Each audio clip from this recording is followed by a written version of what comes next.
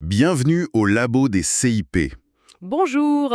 Aujourd'hui, on s'attaque à un sujet aussi vaste que l'océan, la posture du conseiller. Ah oui, vaste programme. On se demande souvent qu'est-ce qui fait qu'un accompagnement fonctionne vraiment.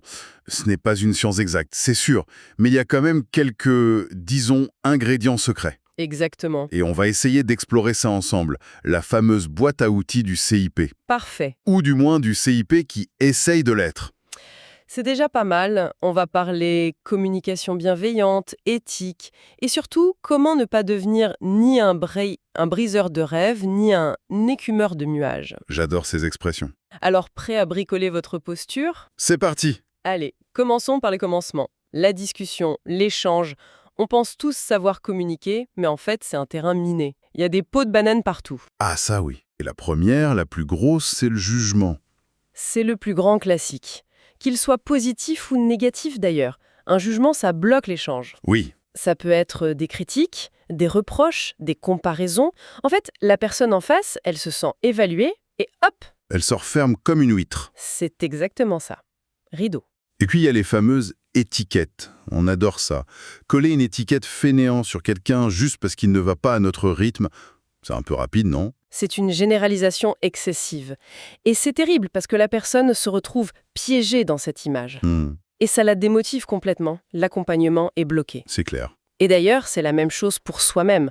Se dire « je suis un conseiller incompétent après une erreur », Ah oui, l'autoflagellation. voilà, c'est une étiquette qui ne nous aide pas du tout à avancer.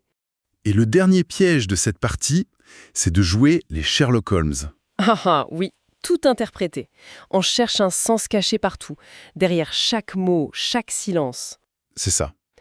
Le bon réflexe, c'est vraiment de se demander « et là, est-ce que j'observe un fait ou est-ce que je suis en train d'interpréter ?» La différence est énorme. Bon, maintenant qu'on a bien listé ce qu'il ne faut pas faire, voyons les super pouvoirs à développer. Ah, j'aime bien l'idée de super pouvoir. Le premier, l'écoute active.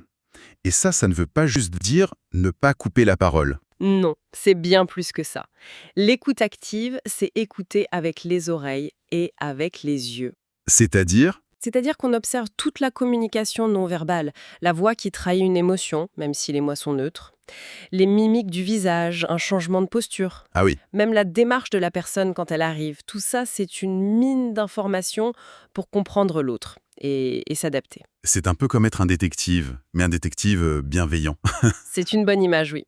Et pour ça, on a un outil magique, l'empathie.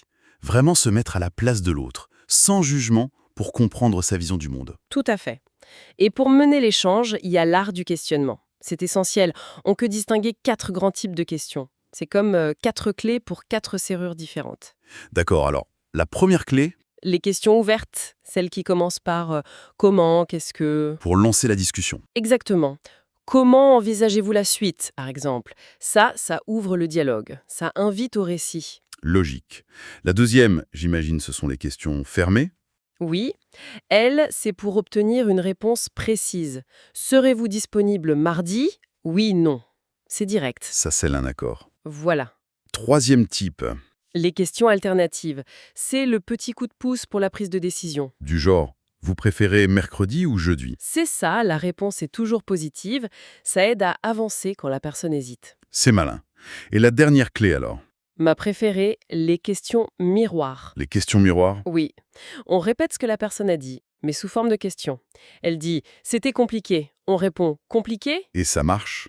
C'est très très efficace pour obtenir plus de détails, pour l'inviter à approfondir sans être intrusif. D'accord, je vois. Et le dernier super pouvoir, c'est? La synchronisation. Oui, c'est un peu la technique du caméléon, ça. On se cale discrètement sur la communication de l'autre. Alors, avec prudence, hein, le but n'est pas de singer la personne, ce serait ridicule. Non, bien sûr. Mais on peut se synchroniser sur son niveau de langage, sur sa gestuelle. S'il croise les bras, on peut le faire quelques instants après. Sur son rythme de parole.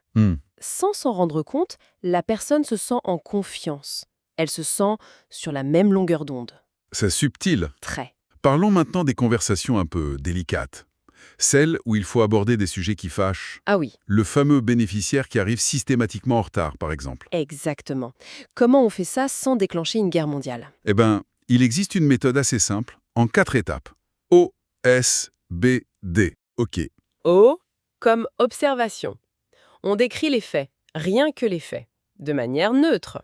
Donc par exemple, l'accompagnement dure depuis 2 mois et c'est la 4e fois que vous arrivez en retard à notre rendez-vous. C'est ça. C'est factuel, ce n'est pas un reproche. On ne dit pas vous êtes toujours en retard. D'accord. Le S, c'est pour. Sentiment. On exprime ce que l'on ressent, avec le je. J'étais inquiet de ne pas vous voir, ou je suis un peu frustré car notre temps est réduit. On parle de soi, pas de l'autre. C'est la clé. Ensuite, B comme besoin. Mon besoin. Oui, le besoin qui n'est pas satisfait. J'ai besoin que nous respections les horaires pour que l'accompagnement soit vraiment efficace. C'est clair, c'est direct. Et enfin, le D, pour demande, j'imagine. Exactement. Et c'est une demande claire et surtout ouverte. On n'exige pas. Donc pas soyez à l'heure la prochaine fois. Surtout pas. Plutôt, qu'est-ce que vous me suggérez pour que nous puissions avancer ensemble sur ce point? On co-construit une solution. Voilà. On n'est plus dans le conflit, mais dans la collaboration. C'est simple, direct, et ça évite de mettre l'autre sur la défensive. C'est une vraie formule magique, en fait. C'est un outil très puissant. Maintenant, si on prend un peu d'auteur, au-delà des techniques, il y a le cadre, la fameuse déontologie. Ça sonne un peu sérieux et rébarbatif, mais en fait, c'est juste une boussole. Une boussole, j'aime bien l'image. Elle nous aide à rester juste et surtout à poser des limites saines, pour nous et pour la personne. Tu aurais un exemple concret? Par exemple, dire non quand on nous demande de faire un dossier administratif qui n'est pas de notre ressort. Ah, le grand classique. C'est difficile de dire non? Très. Mais ce n'est pas pour être désagréable, c'est pour ne pas créer de dépendance. La vraie question à se poser, c'est toujours à qui cela profite? À qui cela profite? Et si la réponse n'est pas prioritairement à la personne accompagnée et à son autonomie, alors alerte rouge. Et cette boussole, du coup, elle guide notre posture. Les experts distinguent principalement 2 grandes postures. Oui, d'un côté, il y a la posture d'expertise, c'est le CIP qui sait, qui donne des conseils, qui analyse et propose la meilleure solution. Ok. Et de l'autre, la posture centrée sur la personne. Là, le CIP est plutôt un méthodologue, c'est ça? C'est ça. Il ne donne pas les réponses, mais il pose les bonnes questions pour que la personne trouve ses propres réponses. Donc, l'idée, ce n'est pas de choisir un camp contre l'autre? Non, pas du tout. C'est de savoir jongler entre les deux. D'accord. Parfois, il faut donner une information précise, technique. Là, on est dans l'expertise. Et juste après, il faut aider la personne à réfléchir. Et là, on bascule. C'est ce qu'on appelle tenir conseil, c'est-à-dire co-construire une solution qui a vraiment du sens pour la personne. C'est un très beau concept, tenir conseil, et ça renvoie à une vision plus profonde en fait. C'est-à-dire? Quel CIP veut-on être? Un coach qui prépare à la compétition du marché du travail? Un protecteur dans un monde qu'on perçoit comme injuste? Ou un émancipateur, c'est-à-dire quelqu'un qui croit que chacun a un pouvoir d'action et peut avancer, même par un tout petit pas. Voilà, notre tour d'horizon de la posture du CIP est presque terminé.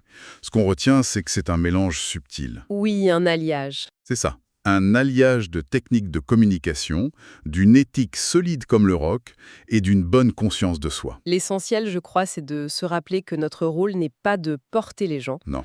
mais de les aider à trouver leurs propres jambes. Et pour ça, il faut aussi penser à prendre soin de soi. C'est fondamental. S'appuyer sur ses pairs, ses collègues. On ne peut pas bien accompagner les autres si on est soi-même au bout du rouleau. C'est clair. Et on vous laisse avec une petite question à méditer. On a beaucoup parlé de l'importance de la co-construction, de l'écoute, de prendre le temps. Mais dans une journée surchargée, face à des objectifs chiffrés, comment on protège cet espace de dialogue sans se laisser dévorer par l'urgence? C'est peut-être ça le vrai défi du quotidien. Bonne réflexion. Bonne réflexion. À bientôt dans le labo des CIP.